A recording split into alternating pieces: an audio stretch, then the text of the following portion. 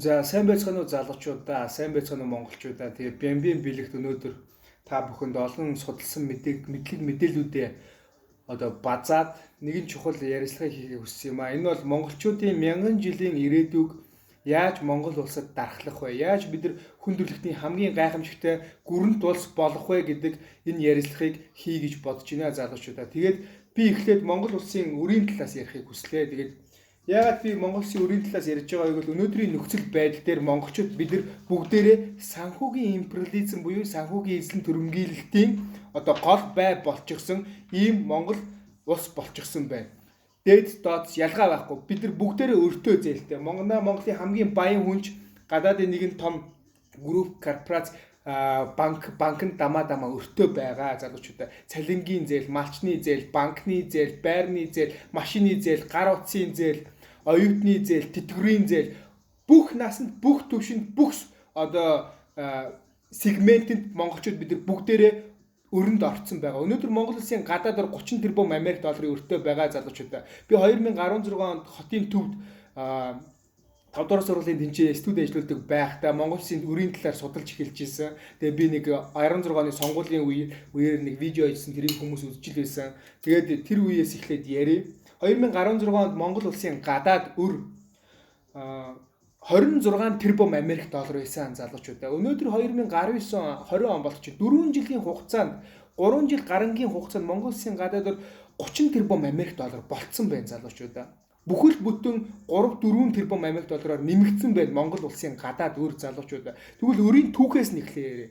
Монголчууд бид нар 2003 онд бидний дээд би тэр үед бол маш жоохон хүүхэд байсан. Тэр үед энх хоёроо Оросын албаны улс руу айлчилж ирээд 11.7 тэрбум Америк долларын 98%-ийг тэглүүлж чадлаа гэж хүрээд ирэхэд их өр тэглэгдлээ гэж бөм баяруулж ирсэн. Харин үлдсэн 2%-тай тэнцэх хэмжээний мөнгөнд 250 орчим сая долларыг монголчууд яаж төлөндөө гэж ярьж ирсэн. Маш их мөнгө. Тэгвэл өнөөдөр 30 тэрбум доллар хүрсэн байна залуучуудаа.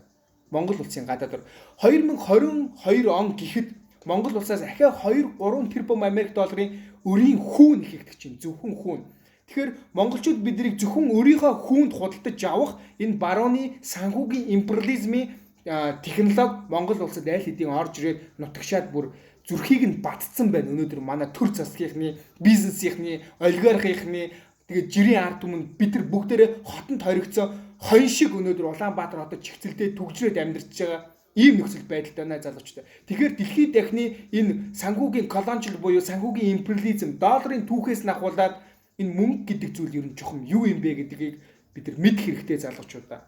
Мэдээж энэ компаниуд, корпорациуд, группүүд, засгийн газар яах гэж зээл авдаг гэж, их орноо хөгжүүлэх гэж, дид бүтц барих гэж, үйлдвэр барих гэж мэдээж байшинс барилга үйлдвэр одоо дид бүтцийг хөгжүүлж чадсан тодорхой хэмжээнд 21 аймгийг одоо замаар холбосон эдгээр үйл явдлуудыг бол бүтээн байгуулалт гэж хэлнэ. Гэхдээ санхүүгийн империализм гэдэг өөрөө угаасаа төлөх боломжгүй өрөнд барьцаалдаг. Тэгээд боломжгүй болохоор улс гүрнүүд дампуурдаг ийм л тогтолцоо байгаа. Тийм учраас өнөөдөр би Монголын баяжсан байгаа хүмүүсийг ядуу байгаа ард түмнийг алийг нь ч би та нар хагаралтаасаа тэмцэлтээсээ гисэнгүү харин засгийн газартаа нэг цэгэн дээр тулаад улс их орноор ард түмнэрээ нэг цэгэн дээр тулаад дараагийн мянган жилийн ирээдүг харж чадах одоо тэр харааг өхийн тулд мянган жилийн ирээдүг хөгжүүлэх тэр эхлэлийг тавихын тулд өнөөдөр би ярилцлага хийж байгаа шүү. Тэгээд 2008 онд 7 сарын 1 болсон. Тэрний дараа их хоёроо гарч ирсэн, элбүүд орж гарч ирсэн. Тэгээд 3-4 засгийн газрын нүрийг үзсэн Эрдэнэ цайхан бэлэг алтан уяг гээд. Тэгээд тэр үед бол Монгол Улсын гадаад өр эрчимтэйгээр нэмэгдсэн. Манай групп компани корпорациуд томорсон, үйл ажиллагаагаа сайжруулсан, дэлхийн хэмжээнд одоо бараа бүтээгдэхүүн үйлдвэрлэдэг одоо технологийн одоо юу гэдэг юм те худалдаа арилжааны тим компаниг үйлдвэрлэсэн боловч монголчууд бидэрт нэг л дутагдлаасан. Бид нар өмнөд Солонгос шиг дэлхийн зах зээл дээр өрсөлдөгүүц хэмжээний геополитикийн байршилтай биш шал өөр байршилтай байсан. Хоёр улсаар хязгаарлагдсан, хоёр хөршөөр хязгаарлагдсан land locked country байсан учраас бид нар өмнөд Солонгосчууд чиг Америкудаас зээл аваад трийг одоо эргэлтэнд оруулаад бараа бүтээгдэхүүн хямдхан үйлдвэрээ дэлхийн олон улс гүрнүүд далаагаар дамжуулаад зарж чадсангүй, Монголдоо ч олигтой үйлдвэр барьж чадсангүй, өөрөөсөндөө нэг тодорхой хэмжээний компани корпорациудтай болоод ингээд өнөөдөр монголчууд бид нар бүгдээрээ өрөнд живээд өтөнд баригдаад дуусч байна. Монгол баян хүн гэж байхгүй. Монгол зүгээр өртөөл хүн гэж байгаа. Монгол их өртөө хүн гэж байгаа, бага өртөө хүн гэж байгаа, бас өргөн хүмүүс гэж байгаа. Надад бол ямар ч үр байхгүй мөртлөө би яагаад ингэ санаа зовоод байгаа вэ гэхээр энэ түгжээтэй Улаанбаатар хотыг харахаар энэ их сая 500 мянган метр квадрат газар нутагтай мөртлөө дэлхийд баялгаараа 17 жигсдэг, хүн амд оногдох газраараа нэгд жигсдэг. Тэгээд хүн амын 3 сая хүнтэй тэрнийх нь тал нь Улаанбаатар хотод амьдарч байгаа Facebook-ыг 2 сая 100 мянган хүн хэрэглэдэг.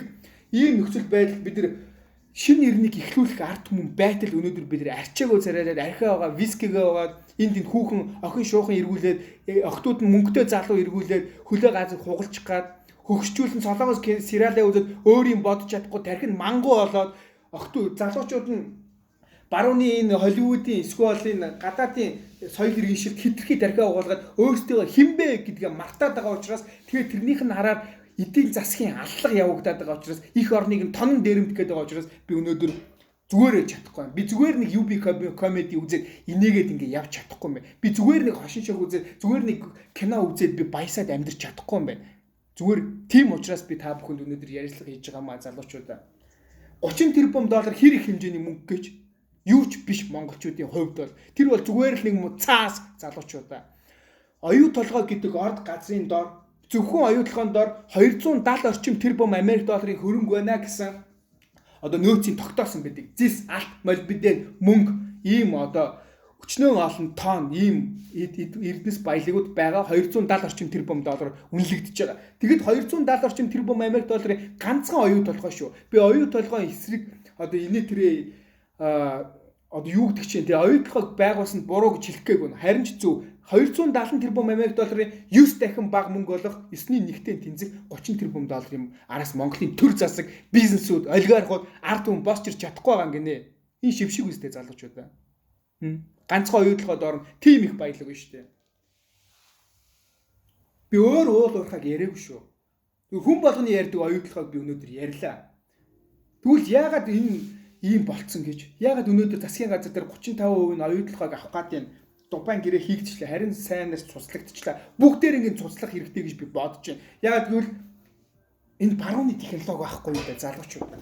Өнөөдөр Америкийн нэгдсэн улс яаж дэлхийн хамгийн гайхамшигтай улс болж чадсан гэж зүгээр бор зүрхээрээ мөнчгөрөөрөө эдгээр дэлхийн гүрэн болж чадаагүй. Энэ өмнөд Америкээс ахуулаад Мексикээс ахуулаад энэ Боливиас ахуулаад Эквадороос ахуулаад Перугаас ахуулаад Венесуэлээс ахуулаад бүгдийн эдийн засгийн аллах хийсэн. Хизээч олдохгүй долларыг мая гэж нэг санхүүжилт өгж зээл олгочоод тэгээд та нар дэлхийн зах зээл дээр өрсөлдөж бидний өрийг төлөөрэй гэдэг эдгээр нь өрсөлдөж чаддгүй. Тэгээд энэ улсууд дампуурдаг байхгүй. Тэгэнгүүт Боливийн жишээг л авч үзье. Боливи хамгийн үнэтэй одоо орд газар манайхаар оюутлоготой дүүцгэл хэмжээний цэвэр усны орд газрын Боливийн засгийн газрын олигархжуулаад нэг хулгайчийг нь олж онилж байгаа байхгүй. Америкийн одоо эдийн засгийн алуурчид их орныгоо эсрэг явах боломжтой нэг хулгайчийг нь барьж явж онилоод тэрийг нь олигархжуулаад засгийн газрын түрхрээд тэгээд Боливийн усны ундрагтай тэр орд усны ундрагын Америкийн компани худалдаж авсан. Рио Тинто оюутлогыг худалдаж авсантай гэдэгт ямар ч ялгаагүй. Энэ бол 1950-д оны үйл явдал залуучуудаа.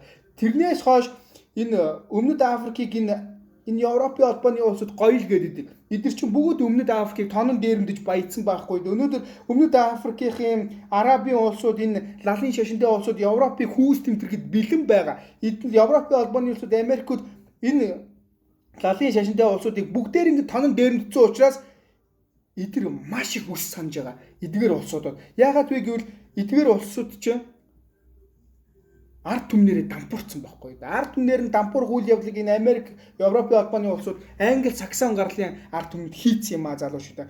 Ингээд хүн төрөлхтнийг сүүлийн 300 жил колоничлсан Англи, Саксоноос үүсэлтэй Америкчууд ингээд Иранаас, Иракаас ахуулаад Туркээс ахуулаад Оманоос, Йеменээс ахуулаад Сомали, Кения, Танзания, Уганда энэ Африкийн улсуудыг ярих юм биш зөө. Афганистанд хүртэл дайн хийгээд Пакистаныг байхгүй болгоод Туркменистаныг байхгүй болгоод залуучуудаа зүгээр л хүн төрөлхтний энэ урд хэсгийг хойд хэсгэд тонон дээрэмдэж баяжсан. Өнөөдрийн санхүүгийн империализм Монголд орж ирж байна. Хүн төрөлхтний зүрхэн гүнд орж ирж байна. Өнөөдөр Орос, Хятад гэдэг хоёр том гүрэн байгаа тул да монголчууд бид нар оршиж байгаа шүү. Тэрнээс биш далаад гарцтай өмнөд Солонгос шиг байсан байралтай байсан бол өмнө Солонгос гоё л гэдэг. Яг үндэ гоё юм гин чи юу ч байхгүй зөө. Шавсан олон хүмүүс удахгүй мөхөлтөнд орох гэж байгаа өмнөд Солонгосыг би ярьж ин залуучуудаа.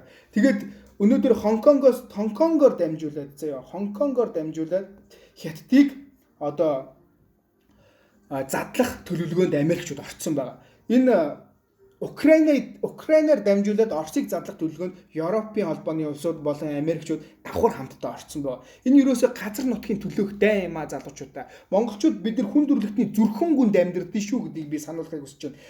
Стратеги маш чухал байл. Өнөөдөр монголчууд бид нар энэ өрийг төлөхгүй юу гэдгээс улбаалаад дэлхийд дахинд өнөөдөр энэ Америкийн нэгдсэн улсыг задлах одоо үйл явдлууд эхэлсэн байгаа. Угаасаа диктатургүй Америкийн нэгдсэн улс задрахад өөрөө ойрхон болцсон байгаа. Яагаад вэ гэвэл Америкийн нэгдсэн улс 1924 онд одоо хямрал явагдаад тэр үед Америкийн доллар гэдэг мөнгөнд дэвсгэрт алтаар хэмжигддэг үн цэнтэй байсан залуучуудаа. $1 алттай дүүцхүүц хэмжээнийх гээд value-г нь бичсэн байсан доллар дээр. Тэгвэл 24 оны дараа хямрал явагдсны дараа холбооны нөөцийн банк Federal Reserve Bank гэж ярьдаг. Холбооны FBI гэж ярьдаг одоо нэг холбооны нууц товчоо мовчоо гэдэг. Тэднийг хариуцдаг холбооны нөөцийн банк долларыг өөрөөсөө өнөөдөр одоо сонин шиг хэвлдэг болсон байхгүй да. Энэ сониныг одоо захирал хэлсэн бол би хүссэн хэмжээгээр сонин хэвлэнэ үз. Тэгвэл нэг ийм цаас сонин дээр хэдэн доллар гарч болох уу? $40,000 гарна үстэй. Сонин шиг үнцний бүхий цаасыг $100,000 болгож хувиргаад ингээд өмнөд Америкаас ахуулаад залдаад өөрийнхөө долларыг үн цэнтэй мэт ойлгуулад ингээд худалдаа арилжаа хийгээд өнөөдрийн эдийн засгийн 21-р зууны либерал онлын эдийн засгийн хөрс суурь ингэж тавигдчихсэн байхгүй юу да залуучуудаа. Тэгээд өнөөдөр хүн төрөлхтөнд энэ мөнгө санхүүгийн банкны тогтолцоо өөрөө дампуурхад ойрхон бэлэн болцсон байна. Ялангуяа Америкийн нэгдсэн улс холбооны нөөцийн банкд сүүлийн 100 жил төлөгдөөгүй байгаа 700 мянган тэрбум Америк долларын өртөө байгаа. 700 триллион Америк доллар та нар бичээд үзээрэй залуучуудаа. Маш их мөнгө. Түүний хажууд Монгол улсад зээлсэн 30 тэрбум доллар бол бүр хумсны чигчэн урууны хумсны хэвтээ дүүцгүүц хэмжээний мөнгө байгаа. Тийм их мөнгөний араас өнөөдөр Америкийн нэгдсэн улсын засгийн газар холбооны нөөцийн банкаар шахалтанд орж байгаа. Тийм учраас Дональд Трамп ингээд дэлхийд даяар яваад өстө өмнөд солонгосчуудыг хүртэл НАТОгийн зэргүүдийг байршуулах мөнгөнд 5 тэрбум Америк доллар болгож 5 дахин ихсгээ та нар баян улс гэх хичээний мөнгөний хоног хөөцөлдөд гүгээд байгаа гэсний залуучуудаа. Өнөөдөр Иран төв банкаа шатаасан байна. Ягаад гэвэл энэ бүхэн худлаа гэдгийг мэдсэн учраас та нар өмнөд Америкийн өмнөд Африк энэ Иран Арабын улсуудыг бүгдээр ингээд тонон дээрэмдээ үздэг гэдгийг мэдсэн учраас Иранд бослого болоод энэ төв банкаа шатаасан байна. Бид нар 8% ипотекийн зээл чөлөөлж чадахгүй. Бид нар энэ хараал эзэн явгаарч үн цэнэгүй мөнгөний чи авсныхаа төлөө яагаараа их орноо та нарт өгдөг юм бэ гэд Иран бослого болж энэ залуучуудаа. Энэ нөхцөл байдлыг бид нар мэдэх хэрэгтэй. Дэлхийд дахин санхүүгийн империализмд сүүлийн 100 жилийн хугацаанд энэ орн оруулчлаа. Тэгвэл энэ орныг эсэргүүцэж байгаа Орос, Хятад байна. Дэлхийд даяараа тэр чигтэй байна залуучуудаа. Энийг л бод монголчуудын шийдвэр маш чухал гэдгийг Оросууд мэдж байгаа, Хятад мэдж байгаа, дэлхийд дахин тэр чигтэй мэдж байгаа. Яагаад Монгол улсын ерөнхийлөгчийг сүүлийн 2-3 жилийн хугацаанд Америкийн ерөнхийлөгч хүлээж авч уулзаа, Оросын, Хятадын бүгд хүлээж авч уулзсан гэж стратеги маш чухал байрлал монголчууд бид нар өнөөдөр улс төрдөө миний энэ ойлголтыг ойлгож байгаа хүмүүс байт юм уу 76 гишүүн. Нэг л их хууль яриад идэг, хууль гээл идэг нөхдүүд зүгээр их орныхоо дотор санхүүгийн империализмд зориулагдсан хууль санхүүгээр нь яаж боолжих уу гэдэг энэ татврын хууль мөлийг л яриад байгаа болохоос дэлхийд дахины нөхцөл байдлыг бодоод үзээрэй. Өнөөдөр дэлхий дээр ийм санхүүгийн империализм нуурж унах чинь Америкийн нэгдсэн улс задарч унсны дараа дэлхийн маш олон улсуудад үүмээс хамаа дэгдэн угаасаа дэгдээд эхэлсэн байгаа. Залуучуудаа нэг л та нар хаа. Англичуудаас үүсэлтэй юм а энэ бүхэн. Нэг хэсэг монголчууд их гүрэн байгуулж исэн бол дараад нь англичууд их гүрэн байгуулсан. Хүн төрөлхтнийг Америкаас ахуулаад, Индиэс ахуулаад, Африкаас ахуулаад, Австралиас ахуулаад, бүгдээр ингээд Энтикээс ахуулаад колончлж ирсэн залуучуудаа. 300 жилийн тэртгээс одоо Англи Саксоны түүх эхэлсэн. Эзэн төрөмгөлтийн ноёрхлын түүх, хаад ноёдын ноёрхлын түүх. Одоо өнөөдөр Англи Саксон гарлын хүмүүсийн ноёрхлын түүх ингээд эцэслэлээ залуучуудаа. Өнөөдөр монголчууд бид нар хүн төрөлхтний зүрхэн гүн, өнөөдөр хүн төрөлхтний хүүийн үлгийн нутаг хамгийн ариун устай, ариун лустай энэ газар нутгийг эдгээр мөнгөний төлөө, корпорациудын төлөө энэ хуамцыг үйлдвэрлэхийн төлөө энэ телевизрийг энэ маш Бүүдэн гүйлтрлээд энэ малгайг гүйлтрлээд ингээд та нарт үнэтэй зарахын төлөө эн чинь улаар нь тэмцэл явагдаж байна. Харин монголчууд бид нар хүн төрөлхтний нөөцийн газар хизээж НАТОгийн цэргүүд Иракийг эзлэн түрэмгийлсэн шиг үйл явдал Монголд болохгүй. Яагаад гэдгийг бид та бүхэнд хэлье. Иракт 2000 Иракт Саддам Хүсэнийг Америкийн одоо тэнгисийн явган цэргүүд явж очиод хүйс тэмцэрсэн. Иракийг байх буулгаж авсан. Яаж вэ гэвэл Иракт тэгсэн бохоггүй. Эдийн засгийн алуурчд явж очиод Саддам Хүсэнийг одоо их орноос урвна гэж бодсон. Цүнхтэй тагнуулын одоо төлөөлөгч явж очиод цүнх төрийн мөнгөө бариад та нар ингээд доллар өгөө, та нар газрын тосоо хямдхан манад өгчөө штэ, эсвэл оюутлахаа шиг гэрээ ичээчтэй гэсэн бохоггүй. Тэгсэн чи Саддам Хүсэн үгүй гэсэн. Бид нэр өөрийнхөө их орны баялаг их орондоо сайхан зарцуулна, дэлхийн зах зээл дээр зарна гэсэн. Чөлөөт зах зээл өрсөлдөөний төлөө бид нар явна гэсэн. Та нар яриад байгаа чөлөөт зах зээлээр чи өрсөлдөн гэсэн. Тэгсэн чи дараад нь цөөвөр чонуудыг явуулсан. Цөөвөр чонуудад нь Джеймс Бондод авахгүй. Буутай зэвсгэлцэн бэлтгэгдсэн цэргүүд явжгаад Саддам Хүсэнийг алах гэсэн чинь бараагүй. Яагаад гэвэл Саддам Хүсэн бүх технологиг нь мэдчихсэн, өөрийгөө цэрэг зэвсгээр хамгаалуулсан. Дараад нь 2001 онд өөрсдөө заяа онгоцоороо тэр хоёр өндрийг мөргөнгүүтээ доороос нь тэсрэх бөмбөөр тислэнгүүтээ худалдааны хоёр замхыг нураачихсан. Тэгэнгүүтээ BBC CNN өнөөдөр 4 дахь засаглал худалдагдсан байгаа шүү дээ дэлхийд даяараа. 4 дахь засаглал гэж нэр нь угаасаа тэр ихгүй юу? Энэ долларын эзэдийн Керманд байдаг BBC CNN-ээрээ дамжуулаад хүн төрөлхтний хэвлэл мэдээллээр юу гэж ярьсан бэ гэвэл террористууд та бидний эсрэг занал хийлж байна гэдэг тийм одоо мэдээллийг түгээсэн. Тэгээд терроризмын эсрэг дайныг Америкаас санаачилж дэлхийд дахинд батлаад зарласан. Тэр нь юу гэсэн үг гэж Иракийн ерөнхийлөг Саддам Хүсэйн шиг яг их орныгоо төлөө зүтгэж байгаа босоо монголчууд шиг одоо тэр онгол хөдөлгөөний хин ах шиг мөнх хоёр ах шиг эдгээр хүмүүсийг террорист гэж үздэг байхгүй. Их орны хамгаалсныхаа төлөө террорист гэж цоллоод буудаж алдаг. НАТОгийнхоо цэргүүдийг оруулаад хүүс тэмдэрдэг. Өнөөдөр Ирак байхгүй болсон. Ирак Афганистан бас яг адилхан үйл явдал болж ирсэн. Талибан гэдэг одоо их орноо хамгаалсан нөхдүүд Талибанчууд 2003 онд 2 онд илүү дарагдсан байгаа. Нэг манай босоо Монголд гэдэг ч юм уу их орныхоо төлөө нэгдсэн Талибаны одоо хөдөлгөөн дарагдсан. Яагаад гэж Талибанчууд их орноо хамгаалсан Афганистаны Талибанчууд бас л тэр газрын доорх баялгаас болоод алдахгүй төлөө тэгсэн чинь Буш дайрах зөвшөөрөл өгөөд Афганистан байхгүй болсон. Өнөөдөр Афганистан хүн төрөлхтний харт амхны 90% нь үйлдвэрлэж байна. Харт амхны заяа залуучууд. Ингээл бод дэлхийд дахинд юу болоод байгаа. Одоо өмнөд Солонгосоор НАТОгийн өчнөө цэргүүд байгаа тийм. Тэгвэл өмнөд Солонгос, хойд Солонгосын цаана Монгол байгаа. Хонконгоор дамжуулж Хятадыг задлах чинь, Украинаар дамжуулж Оросыг задлах чинь цаана Монгол байгаа. Монгол бол хүн төрөлхтний зүрхэн гүн залуучууд. Тэгээд байгаль цаг уурын онц нацтай аюул үүсч энийг тэнгэр таалцсан байсан юм байна. Гэдгийг би та бүхэнд үзүүлээ. Энэ залуучуудаа. Би 2011 онд ихтлгүүр дээр явж байгаад 12 онд энэ номыг худалдаж явсан. Онгод тэнгэрийн айлдрууд гэдэг. Эзэн Чингис хаан хамгийн дээрэн залраа бүх шашнуудын доорн залраа хамтаа залраад хар цагаан сүлдээ тагсан. Дээрээс нь энэ тооноор орж ирсэн их гурвалжин буюу мөнх тэнгэрийн ухаан. Эзэн Чингис хаан тэрүүгээр хүн төрөлхтний хамгийн агуу гүрнийг байгуулжсэн Empire Mongolia-г залуучуудаа. Тэгээд энэ номны арын хэсгийг үзүүлье. Дор бүрнээ тунгааж дотор бүртээ бодогтун догшин их дээдсүчин доошлон буухаар айсв хөвчин дэлхийн улсууд хөлсөн аюуж эхлэн хөрсөн доорх улсууд хөдлөн шилгээж эхлэн алтан дэлхийн улсууд аюуж бэрхшээж эхлэн амгалан цагаан улс адлан шилгээж эхлэн хөрс дэлхийн улсууд хөдлөн шилгээж эхлэхэд хөх Монголын үрсийг хүндлэх цаг нь ирнэ гэдэг юм үг дэдсээ айлтур бууцсан байж 2010. Энэ миний удмын шүтэн биш. Надтай ямар ч хамааралгүй хүмүүс. Гэхдээ энэ номон дээр байгаа бүх зүйл үнэн бодит гэдгийг би олж мэдсэн. Яагаад гэвэл дэлхий дээр энэ хойд мөсөн далай. Энэ хойно байгаа заяа. Энэ хойд мөсөн талаач хайлж ин залуучуудаа. Энэ доор байна. Антарктида гэсэн. Энэ Антарктид төвчөө хайлж энэ 2000 за сая энэ өнгөрдөг зөө Сибирь энэ Оросын Сибирь тэр чигчээ шатлаа. Африкийн Амазоны ойтой хэвдүүцэх хэмжээний ой шатлаа. Дээрээс нь Америк нэгдсэн улсад байдаг Аризоны мужийн ой зүгээр л ээж байгаа өөрөө шатдаг. Ягаад гэвэл энэ дэлхийд даяараа сүүлийн 100-200 жил энэ бүх пластикийн хэрэглээ, нефтийн хэрэглээ, нүүрс хүчлийн хийгийн хэрэглээс болоод дэлхийд хэд дулаар л явагдаж байна залуучууд. Ягаад дэлхийд дулаардаг шалтгааныг би та бүхэнд хэлье. Энэ хойд мөсөн далай хайлаад өвөг дээдсийн айлтур дээр гарсан хөвчин дэлхийн лусууд хөдөлгөөн шилгээж эхэлж байна залууч. Лус хөдлөөд эхэлчлээ. Амгалан цагаан лус гэдэг нь энэ Антарктик твд байгаа нойрсож байгаа лус байхгүй хүмүүс. Тэр хүмүүс чи хайлаад эхэлчлээ. Адлан шилгээгээд эхэлчлээ. Өнөөдөр Италийн Венет 187 см усан живчлээ залуучууд.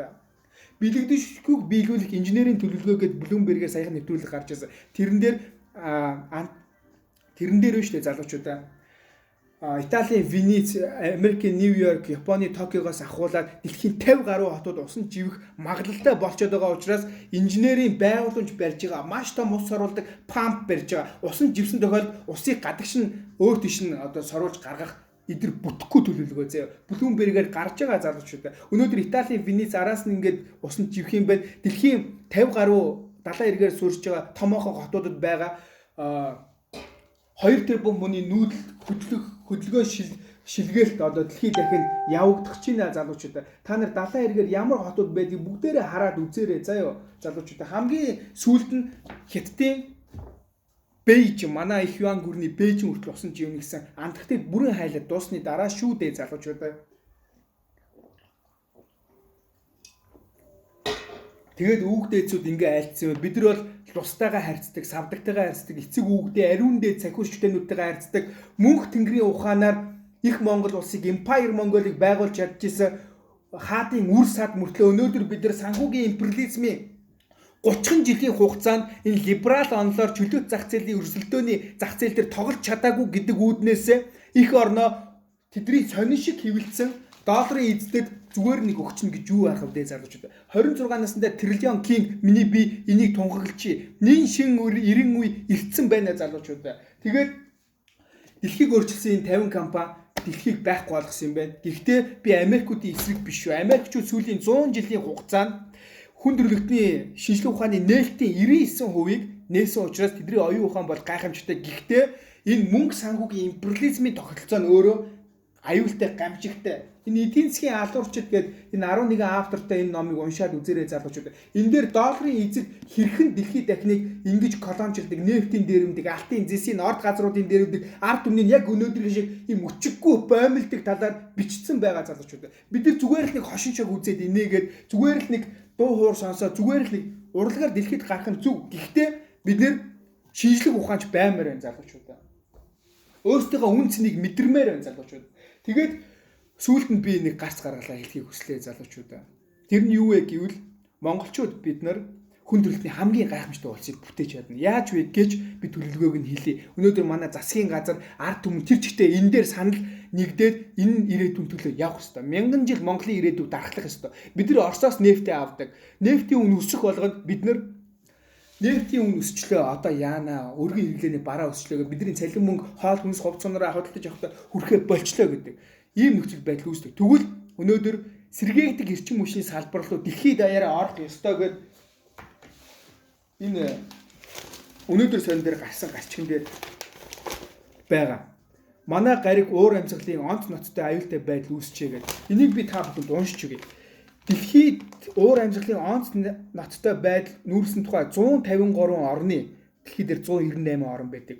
Тэрний 153 орны 11,000 орчим эрдэмтэд сайшилсан судалгаанд тэмдэглэжээ. 40 жилийн мэдээлэл тулгуурласан ил судалгаанд засгийн газрууд уг асуудлыг зохицуулж чадахгүй бол эрс өөрчлөлт хийхгүй бол хүн төрөлхтөнд дүрслэхийн аргагүй зовлон шанал нөөлж буйг дурдсан байна. Хиймэл дагуулын мэдээлэлээс үзвэл өнгөрсөн 10 дугаар сар урд өмнө байгаагүй хамгийн дулаан сар болжээ гэж байна.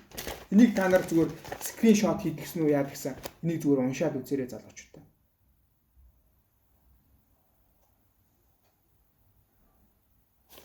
Энэ мэдээлэл өнөөдөр сонины сайхны тэгвэл өнгөрдөг 10 дугаар сард бид нар ярьж л байсан шүү дээ. Дутааг байхгүй болгоно гэчээд өвлийг байхгүй болгочлоо. Тэгвэл ийм дулаан сар болсон байна. Түрүү жил Сибирь шатсан байна. Энэ хүн төрөлхтөн усан галуу юулэхэд баг багаар юулж байна залуучууд.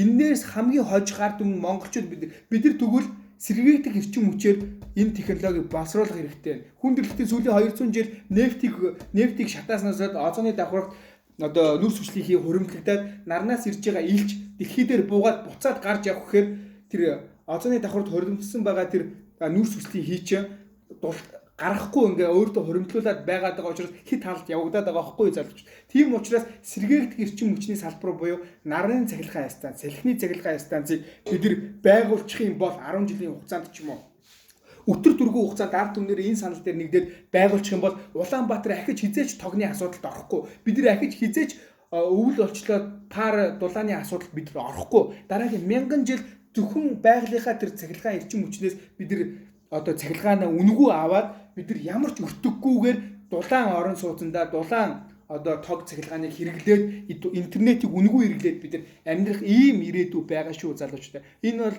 хүн төрөлхтний технологиг өөртөө шингээх Монголд шинэ үеийн ухаан залуучдаа. 13 дугаар зуунд ч гэсэн хийсэн Чингис хааны үед монголчууд бид нэр хүн төрөлхтний бүх шинэ шилдэг технологи өөрсөндөө хэрэгжүүлээд цэрэг аримдаа хэрэгжүүлээд энэ улс гэрнүүдийг эзлэн түрэмгийлээд их Монгол улсыг байгуулад хүн төрөлхтний ардчлалын түүхийг эхлүүлж исэн шүү залуучдаа. Шашин шүтэг хэрэгжүүлөө, худалдаа арилжаа хийх хэрэгжүүлөө, нэг нэгнтэйгээ хүнлэг харьцах хэрэгжүүлөө, зоосон мөнгөний гүйлгээний хэрэгжүүлөө. Өнөөдөр тэр чинь явд хөгжсөөр байгаа сүүлийн 2-300 жилийн хугацаанд чөтгөрийн ухаан болоод хүн төрөлхтний санхүүгээр империализмд боловсон дарангуйл болж хувраа өнөөдөр Монгол дээр цэгээ тавьж байна. Монголоос түүх эхэлдэг, Монголоос түүх дуустдаг. Өнөөдөр нэгэн шин ирний түүхийг монголчууд бид нар эхлүүлэх торгон цаг дээр байна. Улсын их хурлын гишүүдээ 76 олигархуудаа тэр баячуудаа компани захирлуудаа жирийн ард түмээ над чиг өргүү хүмүүсээ би зүгээр л их орныхоо дараагийн 1000 жилийн төлөө энэ бүхнийг ярьж байгаа юм шүү. Тэгээ бидний ирээдүйн өвөр болж ахиж хизээж нефтэн санаа зоохгүй, цахилгаан санаа зоох. Тэрний дараа Tesla, Rivian одоо сүүлийн үед Benz, Mercedes-Benz SLS классаас ахуулаад Английн Mini Cooper, за тэгээд Lamborghini бүгдээрингийн 100% цахилгаан болгосон. Ялангуяа тэр Америкт бүтээн байгуулагдсан Rivian гэдэг автомашин биш үү? Rivian гэдэг хайгаад үзээрэй. 3 цаг цэнэглээд 1000 км 640 майл явдаг тийм автомашин бүтээсэн байна залуучуудаа. Бид нар сэргээгдэх эрчим хүчний салбарыг нутагшуулсан байхад бид нар тогонд мөнгө төлөхгүй гэсэн үг баг. Сар 50000 төгрөг төлөх их юм заяа залуучуудаа. Тэгээд бид нар хөвсгөл уус явах гэж яадаг үлээ 5-200-аа 2-3 сая төгрөг бензин хийчээд явчаа хүрээд ирдэг өстэй. Тэгвэл бид нар ердөөсөө 3 цаг цэнэглээд хөвсгөл уус явчаад ирнэ гэсэн үг Монголын ард түмэн. Тэгээ өнөөдөр энэ ч байгаа бүх нефтээр ажилладаг машинуудаа энэ Казахстаны зах зээл, Оросын зах зээл дээр Toyota-гийн маш их эрэлт хэрэгцээ байгаа. Ийшээ зараад бид нар цоошин технологиг Монголд байршуулад энэ бүтээн байгуулалт авахгүй дээ залуучуудаа. Социализмын үед бидний эцэг хүүгүүд хотыг бүтээн байгуулжлаа. Одоо шинэ үеийнхэн бид нар энэ технологиг бүтээн байгуулна. Тэгээ монголчууд бид нар ахиж хизээж тээвэр санаа зовхгүй, ахиж хизээж цахилгаан санаа зовхгүй, ахиж хизээж бид нар дулаан санаа зовхгүй, ахиж хизээж бид нар энэ өрийн мөнгөний өсөлтөнд санаа зовхгүйгээр бид нар амьдрах дараагийн 1000 жилийн ганцхан бүтээн байгуулалтыг бид нар хийж чаднаа залуучуудаа. Энэ бол чиний үеийнхний мөрөөдөл байгаасаа гэж би хүсэж байна. Энийг хийсний дараа бид нар энэ сая 500 мянган метр квадрат уул ус говь ханга жигүүртэн аймаг одоо цугласан энэ газар нутаг дээрээ бид нар зүгээр л аватар чиг амьдрах байхгүй да. Жохон хүүтэн цаг үед бид нар Улаанбаатартай хурж ирээд гайхамшигтай өндөр хяналтанд дор технологийн дор эрдэм одоо шинжлэх ухааны боловсролуудыг эзэмшээд одоо юу гэдэг гоё лаунж пабда суугаад ингээд найзлал нөхөрлөөд бид нар ямар ч мөнгөний хэрэггүй юм чи бид нар нэг нэгнтэй уулзахын тулд бензиндээ машин хийх шаардлагагүй энэ тийм дулаан газар суухын тулд бид нар мөнгө төлөх сар болгон мөнгө төлөх шаардлага ийм нөхцөл байдал бүрдчих юм чи тэгээд бид нар зундаа хавар намартаа энэ байгаль дэлхий дээгүүрээ морио унаад ангаа хийгээд жимс ургамлаа одоо түүж идээд онгон байгаль дээр цэвэр агаараар амьсгалаад цэвэр эрүүл хүнсний бүтээгдэхүүнээ 5 ушуу малаа гарчуулаад ингээ сайхан амьдрах энэ 1000 жилийн Монголын ирээдүг дарахлах төлөвлөгөө шүү залуучуудаа. Энэ зүйл рүү явхаас өөр арга байхгүй юм шүү залуучуудаа.